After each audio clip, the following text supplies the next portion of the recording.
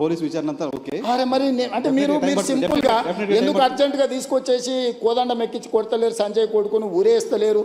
ఈ ఈ ఈ అంటే ఏమంటారు, ఇది ఇది ఎట్లా ఆన్సర్ చేయాలి? నేను దాని గురించి ఎక్కువ డిస్కషన్ ఒకటి జనరల్ గా ఆన్సర్ చేయాల్సింది ఏంటంటే, భారత హోంశాఖ మంత్రి కొడుకు కేసు అయిన తర్వాత పారిపోవడం ఏంటి? అది చాలా తప్పు.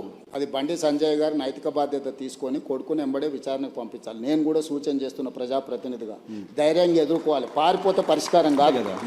నేను బండి సంజయ్కి సూచన చేస్తున్నా. బండి సంజయ్ కూడా కష్టపడి కింది నుంచి కార్యకర్తల నుంచి అక్కడికి వచ్చిండు.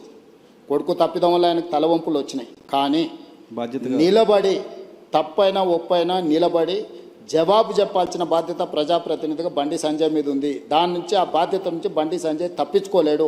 నేను ఈ వేదిక మీద నుంచి బండి సంజయ్ గారికి సూచన చేస్తున్నా, తక్షణమే నీ కొడుకుని తీసుకొచ్చి పోలీస్ స్టేషన్లో నువ్వే అప్పచెప్పు. దానివల్ల నీ గౌరవం పెరుగుతుంది సమాజంలో. విచారణను ఎదుర్కోమనండి. తప్పో ఒప్పో విచారణ అధికారులు తెలుసా, నిజాయితీ కలిగిన అధికారులను వేసిన విచారణ ఎదుర్కొని నిలబడు. అంతే తప్ప పారిపోతే ఆదర్శంగా ఉండాలి. ఇప్పుడు మేము ఇవన్నీ ఇవన్నీ అసర్టైన్ చేసుకున్న తర్వాత కంప్లీట్గా అగ్రెసివ్గా పోలీస్ బిహేవ్ చేస్తారు.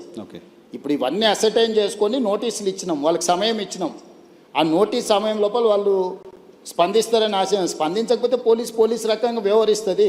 దీంట్లో 2 రోజులు వాయిదా వేసుకోవడం వల్ల వాళ్ళకు వచ్చే లాభం ఏం లేదు. నిలబడి విచారణను ఎదుర్కొంటే వాళ్ళ గౌరవమైన పెరుగుతుంది రాజకీయంగా.